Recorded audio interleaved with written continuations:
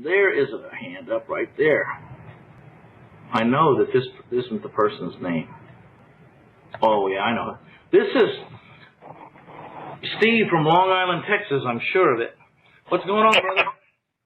Yeah, you got it. Doing all right, man.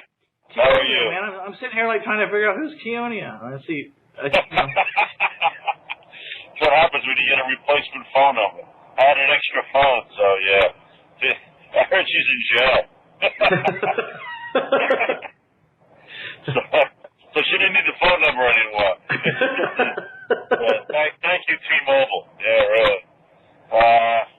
I got one. I caught it. We got a done deal. Just about a done deal. I'm just waiting on an RMLO. Man, oh man. The guy I was using bailed on me. You know what's going on up here. Yeah. So I pick up the telephone this afternoon, and I probably called 15 different small mortgage companies and brokers. And I think I latched out to one that I think is going to be interested in doing the job, and I got somebody else also as a backup. So I got a nice down payment on one of my houses. So it's actually a double wide on about 7 acres of property. That's a done deal. So I'd be well done. It's done when it's all signed. But this guy's he's all excited about getting it. It's a good deal. So tell me the numbers. What'd you buy it for? What'd you sell it for? And what was the down payment? I bought it for $35,000. I didn't put 10 cents into it other than cutting the lawn. I got first I got an investor up front for $40,000. I'm paying him 7% interest, and it's for the next 5 years. Well, everybody's 5 years. So you made $5,000 on the purchase. So you bought it for $35,000. You borrowed $40,000 at 7%. Sold it for $75,000 and took $5,000 down. Wow. So initial cash flow about like $380 to $400 a month. Okay, so you got paid $10,000 to create a $400 a month positive. So there you go. Okay. Did you go 30 years or 25 years when you sold the house? 30 years. I do 30 years on everybody. Yeah, got to keep their payment down, right? Do you collect an escrow servicing fee or anything, or are you just pushing them hard enough? They're paying the servicing fee. They're paying the escrow. That's all on top of my net number. So yeah. I'm happy with that one. Yeah. Well, how much servicing fee do you charge? $35 a month. That's enough to cover someone to manage it, huh? Well, you know where that goes. Yeah, that's spent already. I think you know that. I think you might even know the person, you know? Yeah. So, what else? Put a bunch of offers out. So, hopefully we'll be landing some more houses here. I'll be a happy guy, and I'll be back again in a couple of weeks. I'm in a car heading down to Fort Myers right now. I got to go put out some fires down there with these rentals. So, and I'll be done. So, it's all good. You sound reinvigorated about where you're buying houses. Yeah, I'm gonna be looking down here a little while. You know, I was thinking about that, trying one of these down over here inside of those trusts. You sell the beneficial interest. Thinking about it, I was talking to a guy that does it up in Virginia. I think he's from Maryland or something. He was a lawyer, and he was a trust lawyer.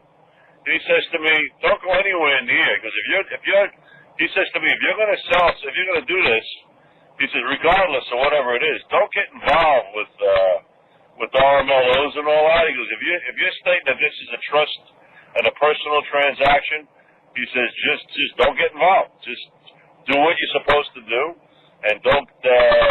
You're either selling personal property or you're not. You can't confuse. That's it. Because if you're selling personal property, don't worry about it. You know, so that's his take on it. And he's got clients up there. That's what he advised them to do.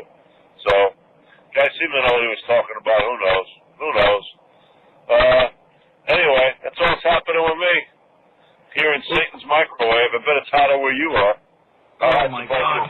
You know, they say you can cook an egg on the hood of your car. That's not even remotely going to happen. The thing's cooked before you even get it out to crack the shell.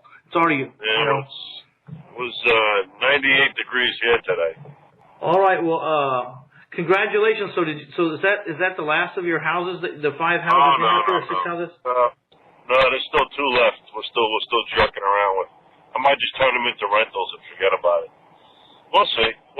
But I'm buying more. I mean, I'm buying a different product in a better, and like I would say, a somewhat better neighborhood, larger house, spending a little bit more money, and the houses don't need as much work.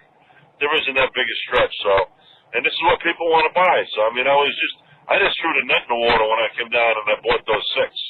So yeah, because they were cheap. But sometimes cheap doesn't get you in the sweet spot. So, and I find it amazing that the one that you're sold, that it seems like one of your best deals, is a mobile home. Was it on a little bit larger plot of land? What size was the lot?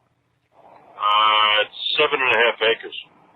Yeah, there you go. That's why that one sold so well. And it was a mobile home, but people go for the land. They're not so worried about whether it's a mobile. A certain strata of people are not worried whether it's a mobile home or not, or double wide or not. Was it a double wide or single wide? Well, this here is the deluxe double wide. Deluxe double wide. Okay, man. That's Steve doing. That's Steve and his Deals on Wheels transaction. There you go. Have a good night. Thanks, man. He's practicing wheel estate. Wheel estate, that's it. Wheel estate. All right, man. Talk to you in a bit. Talk soon. Oh, that's funny. Wheel estate. So he's got these houses that he's been having trouble. Maybe, I didn't think about that. Maybe he's just a little needed to buy a little more expensive house. I'm sorry I didn't think of that first, because I think he might be absolutely right. I mean, there's something else to do before he walks away from that market, because he had trouble in the lower echelon buying these really inexpensive houses, $30,000, buying houses for $30,000 and trying to sell them for $69,000, $70,000, and barely $80,000. But maybe that'll be the answer. But I still want everyone to take note. He made a heck of a deal, but it was a double-wide mobile home on 7 acres. And turns out to be one of his sweetest deals.